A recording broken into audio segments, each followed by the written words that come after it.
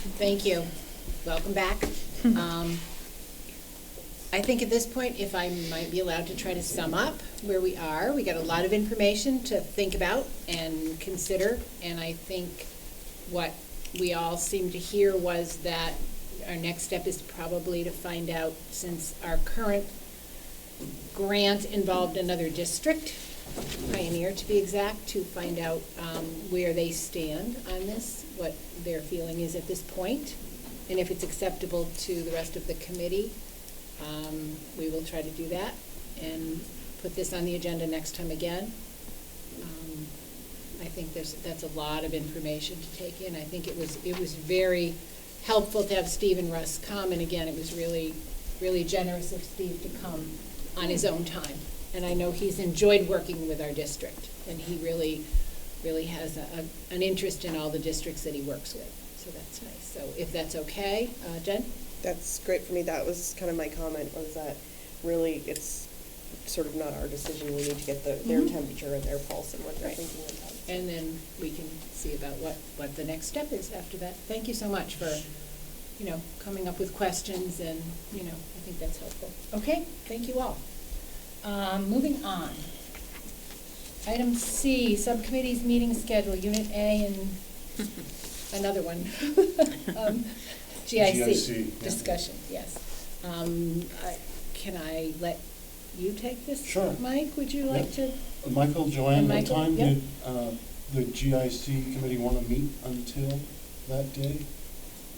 They wanted to meet until whatever time they decided that Unit A would start.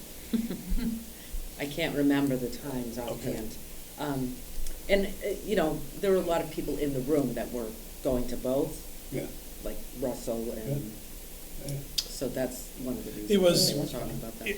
The suggestion coming out of that meeting was that the Unit A negotiations start at 6:15. 6:15. Yeah. Okay. I don't recall what the original time was going to be. 5:30 usually, yeah. Okay. So you okay with that? Yep, I can do that. 6:15? Sure. Yep, okay, good. Okay, no. And because Barbara, our facilitator for Unit A, wasn't able to make the last meeting, she's already said that she expects to stay later. So the circumstances have conspired to make this okie dokie. So go ahead and post for till 6:15. 6:15. And I'll ask Sabrina to change our post to 6:15.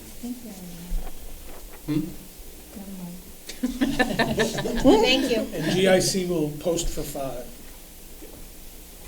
Okay. And that's acceptable to each of the subcommittees? Yeah, we don't Okay. have to post an ending time, but we'll communicate that with the rest of the subcommittee. Right, that ours might go a bit Yeah. longer. Okay, thank you all. Very good. Next item, Powertown project update. There's a short statement in here. And going over it, I noticed that by the end of May, we would be getting a more complete report. That's the part that I highlighted. And in between, there's a little information for folks. Anything on that people might? Yes, food for thought. I mean, it's disappointing that that process isn't continuing. More to the point, really eager to see us continue looking at the education program and making sure it works best for us. As we move into we're taking the next step, whatever, to study regionalization. And we want to make sure that we're bringing everyone along. One of the concerns we had with Powertown is teachers didn't feel like they were involved. So, I mean, I'm concerned that if we enter into regionalization conversation with the assumption that that's going to mean a standalone middle school, standalone high school, without first having an opportunity for that conversation, that we're going to have internal resistance.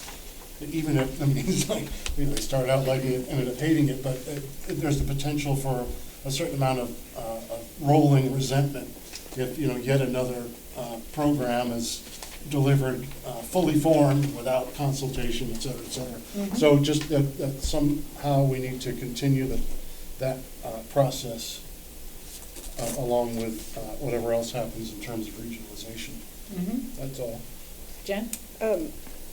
So at the last time we got a report about this, they had kind of said that our school didn't seem ready to transition, ready to implement this. So kind of thinking along with the regionalization conversation, is that something that the Bar Foundation would work with us and support? I mean, is that something that they could kind of have a little discussion on before we sort of end this project as to how could we transition into, if we did form a 6th region, with support for transitioning some of these ideas and build that in. So I don't know if there's any kind of way to give them a heads up that we're talking about this, but it didn't seem like we were ready, but maybe starting fresh in a new environment where we want a combined new culture, not their culture or our culture completely, maybe that might make more sense. So just something to kind of have maybe a conversation with before it fully ends.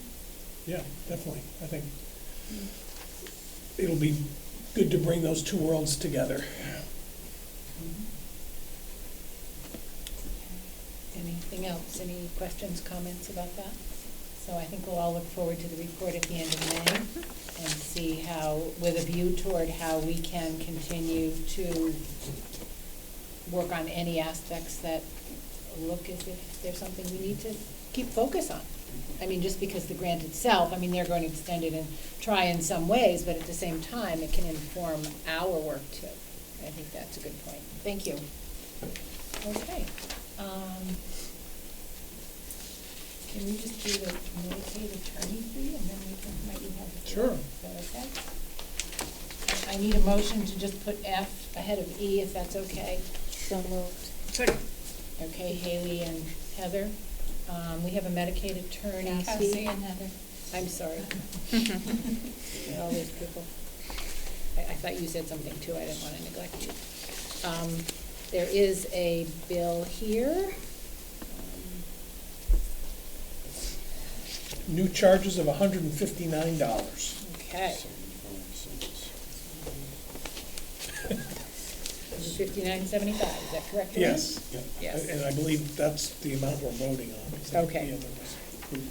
Right, so, Did you, after the first and the second, did you raise hands and vote? that was, yes, we should have voted on that. That was just to change the order, Yeah. and we should have voted. All those in favor sorry. of changing it, I forget to say that. We all voted. Because I know you all Don't you nodded your remember? heads, but yeah. So everyone said go for it. So now I would like to get a motion to pay the bill to Bulkley Richardson of $159.75. Second. We have a move, we have a second. Questions or discussion? I should have called today, and I apologize that I didn't. But is this bill regarding Medicaid FY20, or are we going back? Michael, do you know what this was? I don't need details what it was, but is it Which year? working forward, or is it, Well, a we back haven't had to balance. consult her about anything about the current year. you have not? No. Okay, then that's okay. Thank you. Any other questions? All those in favor? Okay, it's unanimous, thank you very much. Okay, and the final item, because we don't have any approval of minutes, right, this evening, thank you. The final item is the superintendent's report for the annual evaluation. What This- about the the election? election The warrant. election warrant. I'm sorry, I thought we signed it, but we didn't vote it, that's right, okay. Go the other way around. Can I Okay. move to move that up? Okay, and do we have a second to move that up? All right, all those in favor of moving that up? Thank you. And then we need a motion to approve the election warrant. So moved. Cassie moved it, thank you. Second. Mike seconded. All those in favor of the election warrant? Okay, unanimously again. Thank you all, see? Takes a village to keep track of things. April as the secretary used to post it at the Gill and Montague Town Hall. Did she? Yes. that Would you like form. me to do that, or It needs to be you, put up. Mr. Langnet? I can stop by and pick it up and drive it down. I can just give it to you. Oh. Just right here, sorry. Thank you. That will take care of the posting as well as having voted it, so we will be good for the election. Coffee stains be a problem? I'm saying try now. So Michael's report is so that we will be able to fill out his evaluation. So this is a presentation, and we have received numerous, and then some, documents to review and memorize. And once his presentation is done, then we'll discuss the timeline for finishing the evaluation. Okay, so I thought I would, there's three pieces. One is a little bit about the process. The second is about how we're doing with our district improvement plan, which I'll read you those slides. And then the third is about my performance against the 4 standards and the 29 elements that all educators are evaluated against. My plan is not to read you anything from that part. I'm always uncomfortable reading you anything that I've provided you in writing, but I think I will speak to the district improvement plan. And then if certainly if you've got questions about anything against the standards or what the standards are or anything, I can respond to that. When I put in so I'll get started. The first thing I put in your packet was a set of slides I used for my first few years here when the process was new about superintendent eval. I'm not going to show them to you right now. I didn't put it on the computer here, but it talks about I should have 4 to 6 goals, and we should pause mid-year and check in on how it's going, and you all do an end-of-year eval, and then it explains the ratings. This can get a little confusing if it's new to you. You have to rate me on a scale of exceeds, meets, makes significant progress, some progress, or did not meet against any of the goals. In this case, there are 8 goals. So that's the scale you use. And then against the performance standards, there's a scale of exemplary, proficient, needs improvement, and unsatisfactory. So it's a 2-pronged eval. And then the third thing you need to do is come up with a final overall rating. And this is the same thing we have to do with teachers, principals, everybody. There's no formula for the overall rating. You just decide, how much do you weigh the standards versus the goals? And even within that, are some more important to you than others? Or do you think some are more important to the district than others, and so on? And so then you fill out that form, and you have narrative comments. Jane and I have talked about this, and if she doesn't mind, maybe you wanted to say it, but I expected, backing out the timeline the way we did last year, that you would submit your evals to Sabrina by May 7. She will condense all of that and tabulate all the results in terms of ratings, and also take all of your narrative comments and combine those in the sections where they go, so that when you arrive for the meeting on May 14, you will receive that combined, synthesized evaluation for discussion purposes and voting purposes. And what we've been doing, at least last year, maybe prior to that, was for you to not actually even see that document until, it's not part of the packet, it's provided to you when you arrive at that meeting. So. Right, and that, we did research last year, and it's not allowed to have any discussion before the public meeting at an open meeting. So even though we submit our information, we can't get it in the packet, and I don't even see it ahead of time. Sabrina does all the collating, and it comes to all of us fresh at that meeting for discussion at that time. Okay? And I believe we said May 7th? 7, I think, yep. 7th to get it to Sabrina. Okay? Thank you. Okay. So, in a generous and expansive mood we were in back in September, I suggested that all of the district improvement plan goals become my goals. And so it sounded great at the time until last week when I was trying to come up with evidence about all of them. So anyway, here goes. So, we have this multi-year strategy. It's highly focused on what goes on in classrooms, as it should be. And we want there to be rigor for our students, and we want there to be relevance in what they learn. We want them to have strong relationships with their teachers, and we want them to have assignments, particularly summative assessments, that reflect both relevance and rigor. And so that's really our gold standard. And to get there, we're highly focused on improving educator learning within the confines of what we've got for time and money. And then also community engagement is always really important to us. So those are the things that are in the multi-year strategy. In terms of this year's district improvement plan, we have 8 goals here. And the first goal area was educator collaboration, which says providing training to admin and teacher leaders in how to collaborate effectively to plan lessons, review student work, and develop instructional strategies. And that's been pretty successful this year. We've made really good progress. Elementary grade level teams and secondary department meetings will be observed using the protocols. This is what's important about this statement. Protocols for meeting facilitation, protocols for lesson planning, protocols for analyzing student work, and protocols for providing peer classroom observation feedback. So all of those tools have been used across our schools this year. And they have been, some of them in the past, but we really have made it a point to be highly focused on those this year. With the exception of peer classroom observation has not happened widely this year. That's happened in a couple places, but not across the district. But all the other pieces have. Spring teacher feedback will show satisfaction by 85% of educators with the effectiveness of these protocols and working together to improve instruction.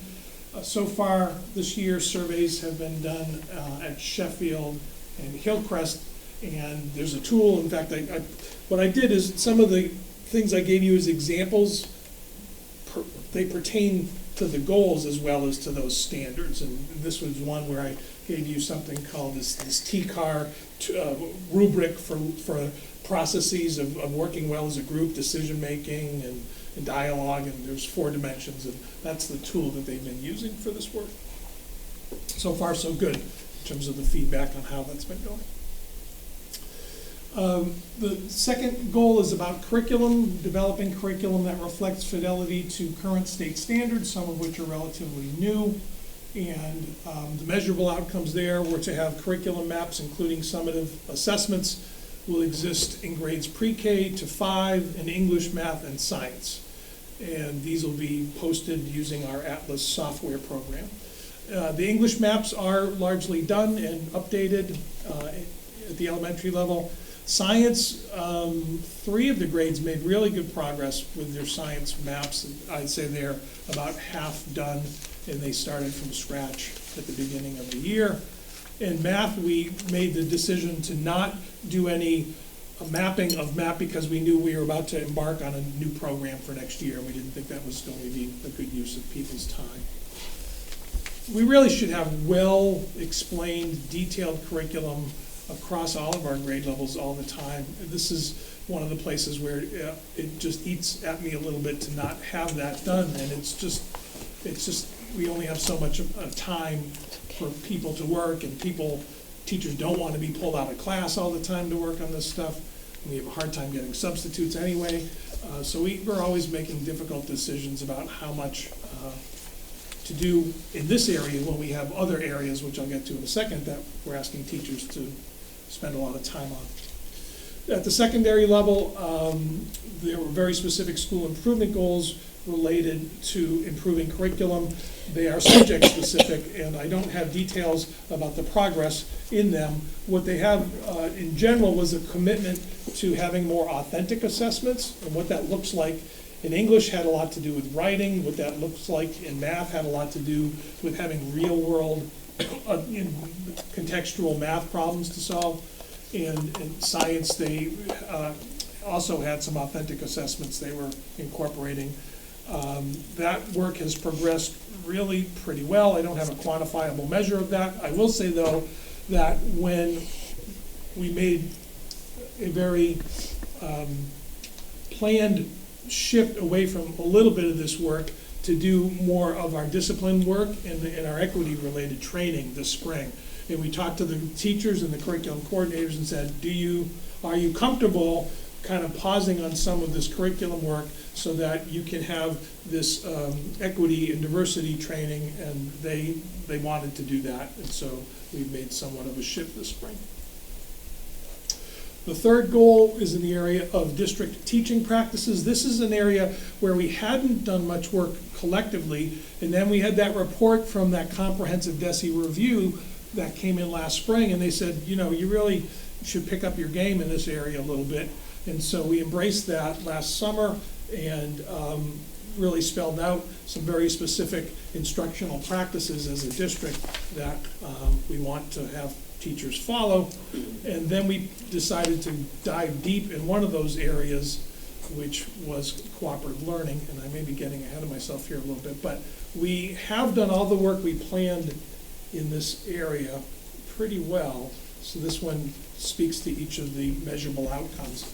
We've introduced and done work and also provided people with resources. We bought every teacher a book this year about improving instructional practice with research-based practices, and it's called Classroom Instruction That Works. It's driven some of the faculty meeting work and the PD day work, and then we picked one specific strategy based on what our teachers do, which is they almost all do a lot of cooperative learning or small group work, and there's ways to make that highly effective. And so that was an area where we said, let's talk about this as a practice, let's model it for each other, let's learn about it, and then see if you can make some changes in practice.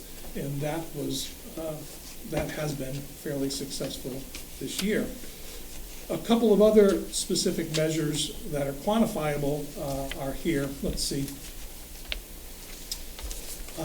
The EdEval classroom observation feedback form and evaluator write-ups will reflect an emphasis on fundamental teaching practices. And how will we measure that? 85% of randomly sampled write-ups for each of the district's principals or assistant principals, the evaluators, will make reference to a specific teaching practice, district teaching practice.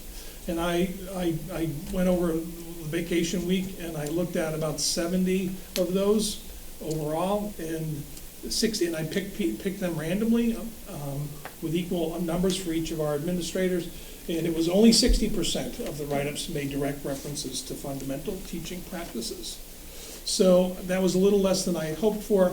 However, 96% of them, there were only 2 where the evaluator did not make reference to a very specific DESE evaluation standard, which is in some, it's least as important. So they're all doing a nice job being highly focused on quantifiable things. The second one here says 85% of the superintendent or principal joint observations, that's where I go and observe classes with the principal, will show alignment of lesson objectives with suitable tasks. And the thing behind this was, it's a hard thing. You think this wouldn't be the case, but the teachers are often highly focused on doing tasks that students will find engaging. And at the high school level, where you have a long block period, it's almost 90 minutes long, they want to make sure they're doing stuff that keeps kids engaged. But what happens sometimes is teachers they don't have great clarity about what they want the kid to accomplish by the end of the period. There is not always really strong alignment between what they are hoping the kids will get out of the lesson being aligned to the tasks they have them do. And it's often kind of an aha experience when an evaluator plays that back to the teacher, like, this is a really cool goal, nice measurable objective, it's worthy doing, but the things you had the kids do today, they actually didn't really match up with that really well. And I think it's really good feedback for teachers. We're getting better at that, but we still have a ways to go with having that be aligned. And then there's two more goals here that we just, group work strategies, that's not, because the school improved, the teachers are not done submitting evidence for the year, and the improvement plans are not closed up yet. We just don't have data for those just yet. Goal 4 is related to our RTI system. Let's see, that stands for Response to Intervention. It's the system of making sure we are supporting students who are not learning things as rapidly as the class overall. And so when students are struggling and falling behind, we should have in place things that the general ed teacher does, things that ideally another support person might provide to students, a tutor of some kind, or a paraprofessional, or another teacher who's got expertise in that area, or it's support after school. So there's some second level of support that we should be providing to students. And then if, even after those interventions, a student's not making progress, that's when you should have a set of measures and a process in place to consider whether or not the student might have a learning disability, and whether or not you should be providing support through special education, and that is considered Tier 3. We don't have good systems. We have some good supports in place, but we don't have it all written out in a methodical way about how this system works. And so we had a plan, a goal of trying to do that across the board this year. And we accomplished it for ELA at the elementary level. And Christine Limoges worked with Diane Ellis and a group of elementary teachers. Sometimes they had release time, sometimes they met after school, and they did a really nice job in elementary ELA, but we haven't made much more progress than that this year. And it's just, again, it's the function of release time and choices that people are making, that we're making intentionally about getting things accomplished. So that's going to continue to be a high priority for next year. Goal 5 is about affective learning. It's supporting school-specific social and emotional learning and multicultural educational initiatives. And we've done a lot in that area this year, and the next page shows that. The course on cultural proficiency and cultural responsiveness that we wanted to have the admin team take, we have done that. We also had a goal of each school in the district having a multi-year plan for work in this area. We don't have plans done yet. We will this summer, probably early in the summer. But we've really teed this part up well. We have a framework for for affective learning that we are using. There's an inventory we've taken at each school about the work that is going on. I gave that to you as one of your artifacts later in the packet. And we are all set for the administrators to sit down and come up with rough plans and then run them by the teachers for making decisions about, are we going to work harder in terms of students managing their own emotions, or are we going to work harder in terms of kind of diversity and equity stuff? Are we going to try and do both of those kinds of things? How is that going to play out next year? We're ready to have those conversations. All right, we're getting there. 2 more to go. Goal 6, 3 more to go. I guess develop effective and consistent systems for homeschool communication. I'm just going to see if I can quickly do this. We do have a new website. I think you're all familiar with that. We've done a bunch of work. Several times we've had conversations among stakeholders about homeschool communication practices. We just didn't have a document to share with you in time for your packet. This is how it looks since then. Monday afternoon, the admin team met and we revisited it. And I was trying to be sensitive to not giving you another late arriving paper, but this is oh, you're not seeing this. I gave you a blank form. Oh no. And now this is what it's looking like filled out in terms of, we wanted to be real methodical about what will elementary school news and announcements look like, How will we do those things at the secondary level? What will teacher communications be like about just generally how their classroom operates? How do we want those things to happen at all three levels? And then we went on to teacher communications about assignments and about homework and how kids are performing. We've got that tiered by pre-K to 2, 3 to 5, and then 6 through 12. And what I want to do is come back and not be the only one talking to you about this. I'd like to have Tina and some of the administrators come and present this to you, and then we can, you can give them the feedback, because I know this is really important to you. There's things we want to expand about the use of the Plus portal system. I keep being told by our tech people that the Remind app is not a good way to go down the road, and so we'll be able to come back and tell you the 2 reasons why we think that's the case. So we'll do that very soon. Okay. So that puts me up around goal 7 or so, which is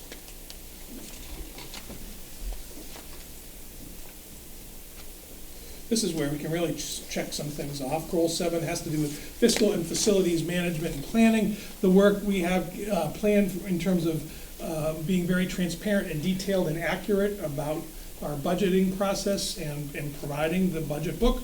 That was a goal for the year, and we can definitely check the boxes in the goal area of fiscal facilities management. He's doing an outstanding job with facilities management. What came through today, Joanne? There was something that walkie-talkies. There's something about walkie-talkies, like when you have like 6 or 8 people all using some frequency, you're supposed to do Licensed, it's supposed to be licensed, and so he's been working on getting us licensed, Right. with all of our Yeah, walkie-talkies. and he just takes all this initiative to just crank out streamlining work that, should be done, and nobody has to ask him to do it. He just takes care of it, and he's doing a great job.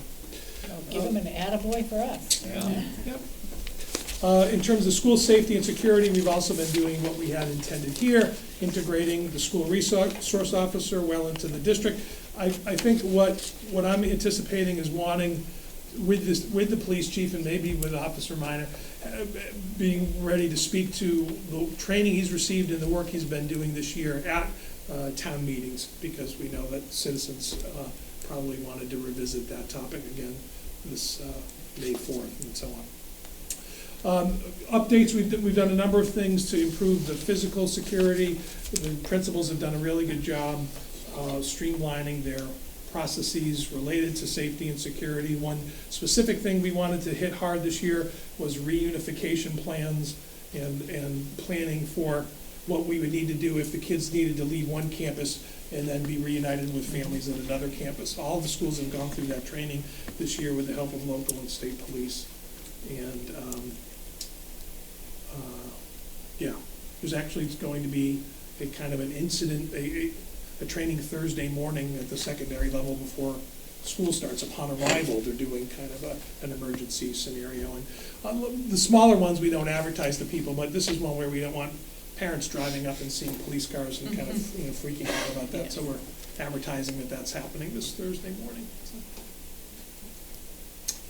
So that's the work across those 8 goal areas and kind of where we stand with that.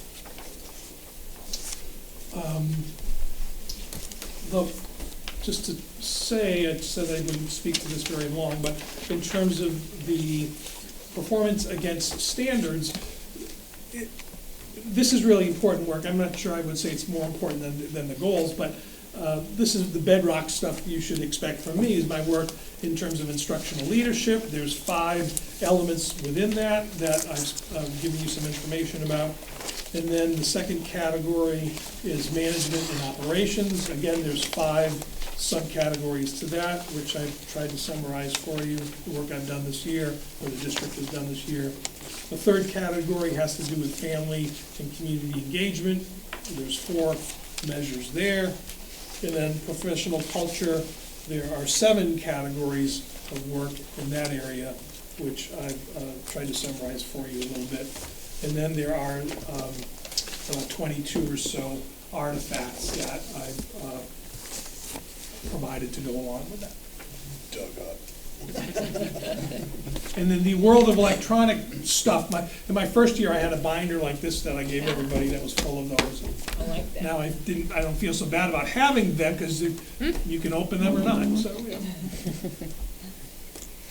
And actually, if anyone has any specific questions looking at that or any of this, they're certainly welcome to call with those questions before filling out the form. I thought when I went through those many documents, I thought there was one that explains how to differentiate in the terms that you're using on the evaluation form. I'm not positive, but I thought. Yeah, there is, the first, in the packet, there's one that, what do you mean, saying like, what does proficient look like Right, versus? right. Yeah. Yeah, Yes, I there did, is. I did give There you a is. descriptor. Because for Yeah. somebody, right, for Right. somebody newly doing this, I think that's very helpful. The Yeah. first year I did it, it can be very confusing otherwise, so looking at that can help you establish those parameters for yourself. Jen? I just wanted to say, to clarify for anybody watching, I did take the course at the school committee conference about evaluating the superintendent, and I think that not everybody understands that this is a state process. This form that we fill out is decided by the state. It's not a district-run process. No, we would've done it. So I just kind of wanted to make sure that people knew that these forms, that's how they're generated, and then the superintendent is to let us know how he, provide us the evidence that, and then we make our decisions. So I just wanted to clarify that it's not a district-driven process, it's a state process. Thank you, that is Yeah. helpful. Any other questions for Michael or comments in general, or anything at all? No? Are we good? Okay. Thank you. I think that looks like we have reached the end of the fun and games. I think we're good. The next regularly scheduled meeting will be May 14th. Agenda planning will not take place for a while because of the way the weeks fall. But please, if you have a request, get it to either Michael and or me as soon as you can. And we will keep track of the things that we put. Yes. When I don't want to interrupt you, but I have a question, I have a tangential question Okay. that I all wanted to right. ask the group. Okay, so just keep that in mind. Let us know if there's anything else, and we'll keep track of the things we said we'll bring up next time. So, Jane, I hope you don't mind my asking, but because it might not have been well known, but we were tentatively going to have a civic leaders meeting next Tuesday at 6:30. And because of, in that, the focus of those has kind of, at least for the time being, kind of narrowed towards the pioneer work. And we really seem like we're in a place where the next thing is to hear from or talk to Pioneer, which is not typically, that forum is not the right place for that. So I'm just wondering, given the fact that we didn't highly advertise this meeting, maybe we should postpone that. So I just wanted to, I just didn't know if you all had any feedback about, Right. thoughts about that. Anyone have any ideas about that? Any opinions? Yes, no, or whatever? Makes sense. Sounds like a good idea to me. To just wait till we have a little more information to base it on. Anyone else? We have another one scheduled, don't we? Well, that's what he's That- talking about, the That's what we're 30th. talking Oh, I about. thought after that. No, No, the other one is soon. I had It's the forgotten that, 30th. so. Yeah, 29th, 30th, the Tuesday. It's at, Yeah. yeah, 30th. Right, yes. would it be the And 30th? Monday's the 1st. 29th is Monday. Wednesday's the 1st of May, so it's. Right, so is that acceptable to just postpone that, and you could let anyone else know who is there? I'll send an email out tomorrow morning or tonight to everybody that usually attends. Yep, okay, Because there wasn't a lot of attendance from Bernardston or Northfield at the last one. So, that makes sense. It makes sense Yeah. to postpone that a bit, so. Okay, All right, great. thank you. In that case, anything else? Motion to adjourn. Second? Motion, we got a second. All those in favor? Thank you all.